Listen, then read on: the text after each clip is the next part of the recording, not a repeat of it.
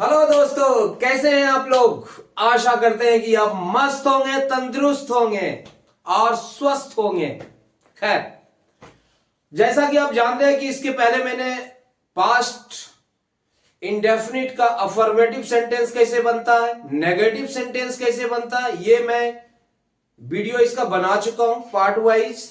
अब आज का मैं इंट्रोगेटिव सेंटेंस और पास्ट टेंस, पास्ट इंडेफिनिट में इंट्रोगेटिव सेंटेंस कैसे बनता है, इस पे आज हम लोग डिस्कस करेंगे और हम लोग सीखेंगे। तो हर बार मैं एग्जाम्पल से आपको सिखाने की कोशिश करता हूं, भरपूर एग्जाम्पल देने की कोशिश करता हूं कि किसी भी तरह का कोई कंफ्यूजन ना हो, कॉन्सेप्ट क्लियर हो जाए। तो ये बहुत ही आसान है। अगर आपने अफर्मेटिव सेंटेंस और नेगेटिव सेंटेंस देख लिया है तो ये आपका सीखना बहुत ही आसान है। अब डायरेक्ट इसको सीखने आएंगे तो हो सकता है दिक्कत हो जाए आपको, इसलिए सबसे पहले आप फर्स्ट वीडियो देखो पास्ट इंडेफिनिट का, जिसमें मैंने एक्सप्लेन किया कि कैसे सिंपल सेंटेंस बनता है उसमें, फिर नेगेटिव कैसे बनता है, तब आप इंट्रोगेटिव पे आ जाओ, तब इंट्रोगेटिव हम लोग समझते हैं। तो चलिए चलते हम इंट्रोगेटिव समझते हैं। Interrogative sentence of past indefinite tense, इसका स्ट्रक्चर क्या होता है। इसका स्ट्रक्चर है कि आपको जैसा मैंने बताया था, पास्ट इंडेफिनिट में कोई भी ऑक्सिलरी वर्ब का प्रयोग नहीं होता है। अगर हमें इंट्रोगेटिव सेंटेंस बनाना होता है, यदि हमें नेगेटिव सेंटेंस बनाना होता है तो हम डीड का यूज करते हैं, डीड का प्रयोग किया जाता है। तो यहां पर हमें इंट्रोगेटिव सेंटेंस बनाना है तो हमने पहले क्या लिया, डीड लिया। तो deed plus subject plus V1, जब डीड आ जाता है तो यहां V1 का ही प्रयोग किया जाता है, प्लस ऑब्जेक्ट या अदर। मैं कई जगह पहले ऑब्जेक्ट भी लिखा हूं, तो यहां पर मान लो ये अदर वर्ड्स है। इसमें एक और भी दूसरे प्रकार का सेंटेंस बनता है जो यूज्ड टू लगा के हम बनाते हैं, तो उसका भी इंट्रोगेटिव कैसे बनेगा, वैसे वुड लगा के भी बनाते हैं। तो दो प्रकार का सेंटेंस है। एक सेंटेंस ऐसा है कि कोई घटना, अतीत की घटनाओं का हम वर्णन कर रहे हैं या बता रहे हैं, पास्ट में जो घटी है, तो हम V2 का प्रयोग करते थे। और नेगेटिव बनाने के लिए हम डीड लगा के नॉट लगाते थे। लेकिन यहां हम क्या है, क्या मैं ये काम करता था, क्या मैं गया था, क्या मैं खाया था, ये अतीत में जो क्रिया जो है अतीत में, उस पर हम क्वेश्चन करते हैं, क्या मैं खाया था, क्या तुम खाया था। क्वेश्चन बनाने के लिए हम डीड को पहले लेते हैं। लेकिन ऐसी क्रिया जो बार बार घटित होती थी, ऐसी क्रिया जो बार बार घटित होती थी, उस पे अगर मैं क्वेश्चन एराइज करता हूं, क्या मैं रोज मंदिर जाया करता था, तो यहां पर क्या है, रोज जाने की बात चल रही है नहीं। तो हम इन बातों को कैसे समझेंगे, तो पहले हम सिंपली समझते हैं, उसके बाद हम चलेंगे यूज टू और वुड का कैसे बनता है। खैर, तो इंट्रोगेटिव सेंटेंस सीधा कैसे, मैं खाया या खाया था, ये सिंपल है। नेगेटिव कैसे बना था, मैं नहीं खाया या नहीं खाया था। लेकिन अब सिर्फ इंट्रोगेटिव है कि प्रश्नात्मक वाक्य कैसे बनाए, क्या मैं खाया या क्या मैं खाया था, ये कैसे बनेगा, बहुत ही सिंपल है। आप देख चुके हैं, सिर्फ डिड यहां पर का प्रयोग कीजिए, डिड का, डिड प्लस सब्जेक्ट क्या है हमारा यहां आई, और यहां पर क्या होगा, डिड आई इट, क्या मैं खाया या क्या मैं खाया था। अब वैसे यहां देखो, क्या मैं खाई या क्या मैं खाई थी, दोनों का एक ही होगा, क्योंकि यहां पर इंग्लिश में मेल के लिए अलग, फीमेल के लिए अलग, ऐसा कुछ सिस्टम नहीं है। यहां तो भैया क्या मैं खाई या क्या मैं खाया था, दोनों का तो सेम इंग्लिश में होता है। तो did I eat question mark, क्या तुम खाए, डिड यू ईट।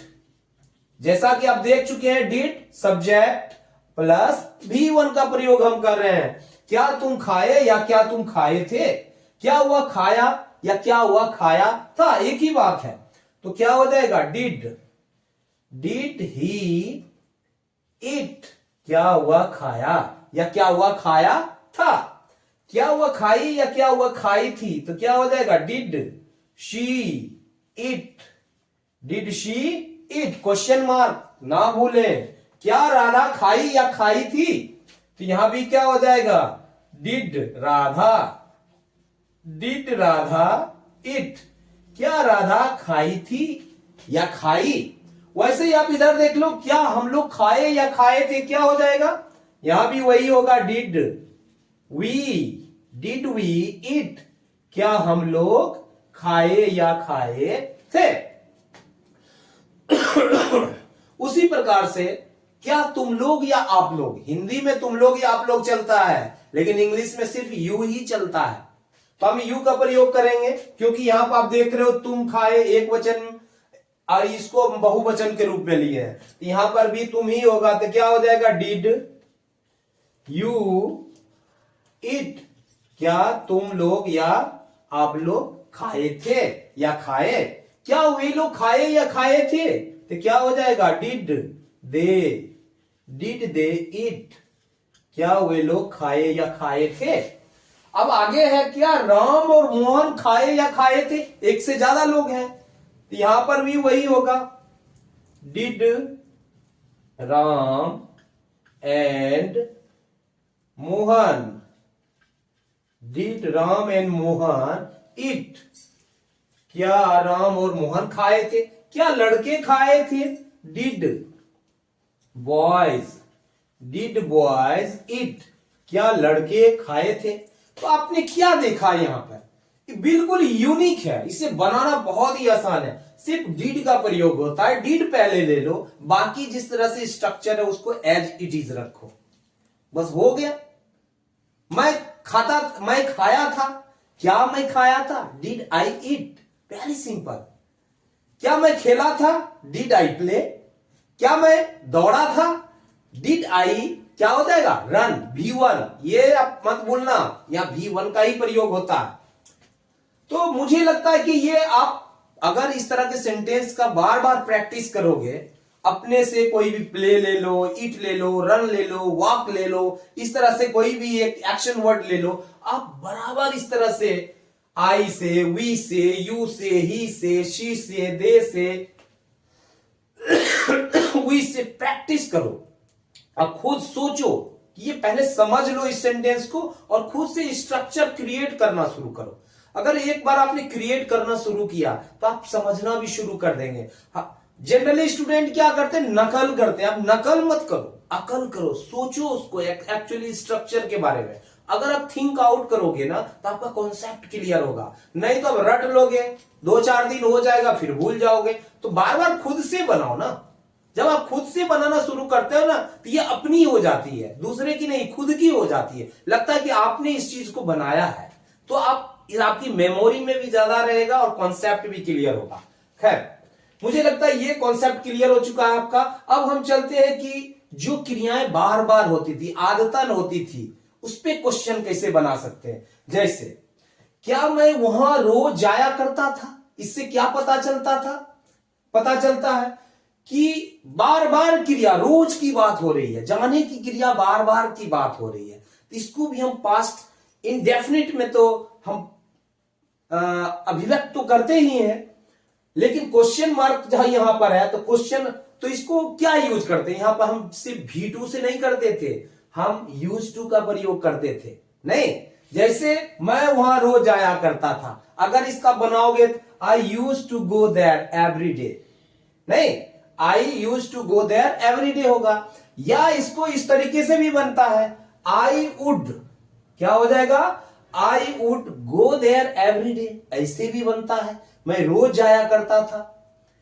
तो इंट्रोगेटिव भी वैसे ही बनेगा। वो जो हमने यूज किया यूज टू को, तो यूज टू को पहले ले लेंगे, वो जो हमने यहां वुड का प्रयोग किया उसको भी पहले ले लेंगे। देखिए स्ट्रक्चर है, used plus subject plus two plus V1 plus other words. या इस स्ट्रक्चर की जगह ऐसे भी स्ट्रक्चर बन सकता है इस तरह के सेंटेंस के लिए, would plus subject plus V1 plus other words. तो आइए हम एग्जांपल से समझते हैं, क्या हो जाएगा इसका। क्या मैं वहां रोज जाया करता था? Used I to go there, रोज है, एवरी डे क्वेश्चन मार्क। क्या मैं वहां रोज जाया करता था? इसी सेंटेंस को हम दूसरे तरीके से भी वुड लगा के भी बना सकते हैं। Would would I go would I go there every day, क्या मैं वहां रोज जाया करता था। आप ऐसे भी बना सकते हो, वुड लगा के भी या यूज टू लगा के भी आप बना सकते हो। क्या राधा प्रतिदिन नाचा करती थी, तो क्या हो जाएगा, used Radha to dance, every day, क्या राधा रोज नाचा करती थी। अब इसको वुड लगा के भी हम बना सकते हैं। वुड लगा के कैसे होगा, would Radha dance every day, क्या राधा प्रतिदिन नाचा करती थी। तो ये बड़ा ही आसान है। ये दो तरह का जो स्ट्रक्चर है, इससे आप तो बिल्कुल समझो। ये बच्चों में खासकर काफी कंफ्यूजन है। वो सिर्फ क्या करते हैं, यहां पर V2 का प्रयोग कर लेते हैं या डिड का प्रयोग कर लेते हैं बनाने के लिए, जबकि उसका इस तरह से स्ट्रक्चर होगा। सीधा सिंपल सा है। अगर लगातार की बात आती है, बार बार करने की बात आती है, तो हम यूज टू का प्रयोग करेंगे, वुड का प्रयोग करेंगे। अगर लगातार की नहीं, यदा कदा कभी कभार की बात है, उसका निश्चित लेखा जोखा नहीं है कितनी बार सिर्फ गए थे, अगर इस तरह से बात है तो हम इस तरीके से इंट्रोगेटिव बनाते हैं। तो इसको हम, ये जो है ये स्ट्रक्चर, इसको हम और भी बेहतर समझने के लिए कुछ और भी एग्जांपल से मैं आपको समझाने की कोशिश करता हूं, ताकि आपका कॉन्सेप्ट और भी क्लियर हो जाए। तो ये आप स्ट्रक्चर, जिसे स्क्रीनशॉट लेना हो, आप स्ट्रक्चर का स्क्रीनशॉट ले सकते हैं। फिर मैं इस पे और भी एग्जांपल्स आपको समझाने की कोशिश करता हूं। चलिए,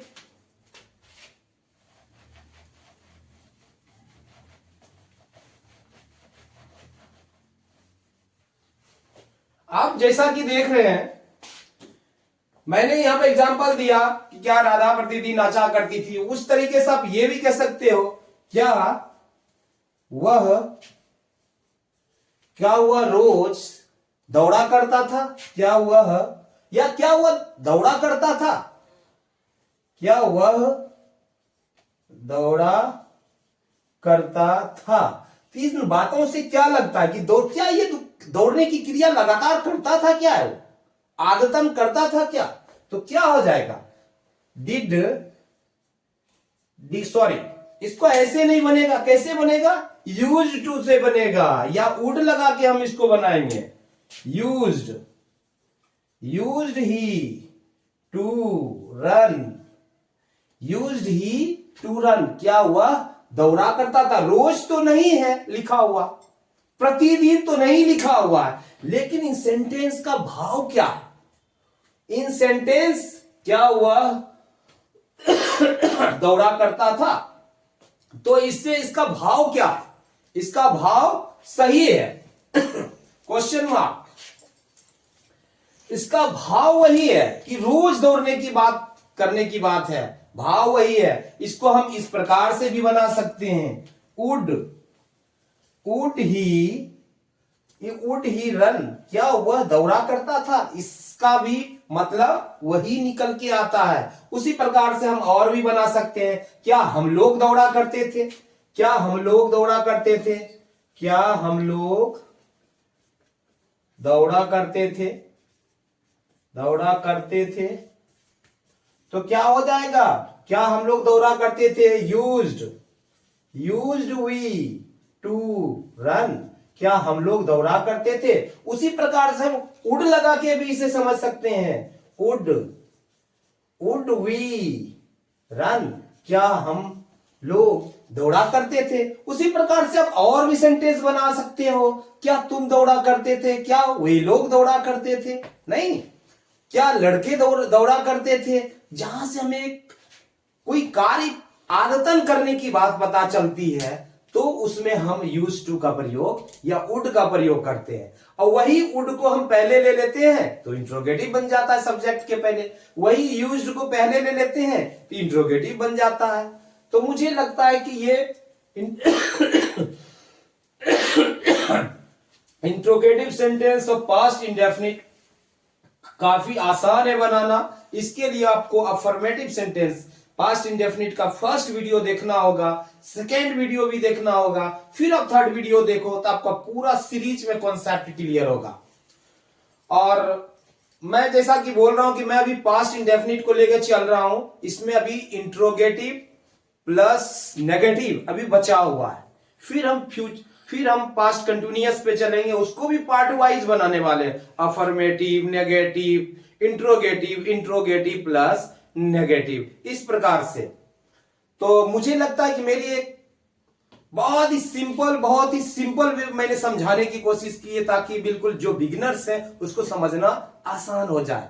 अगर किसी भी प्रकार से प्रॉब्लम होता है, किसी को समझ में नहीं आ रहा हो, किसी के पास क्वेश्चंस हो कि आखिर कहीं प्रॉब्लम समझ में नहीं आ रहा, तो प्लीज कमेंट करके आप मुझे जरूर बताएं, मैं बिल्कुल उसका जवाब दूंगा।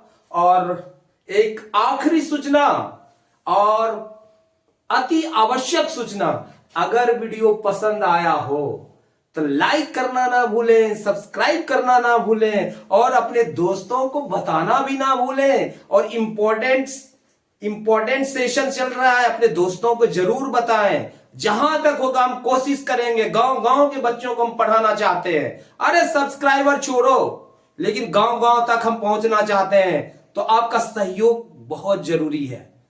थैंक यू, धन्यवाद। आखिरी, सब्सक्राइब करना ना भूलें। धन्यवाद।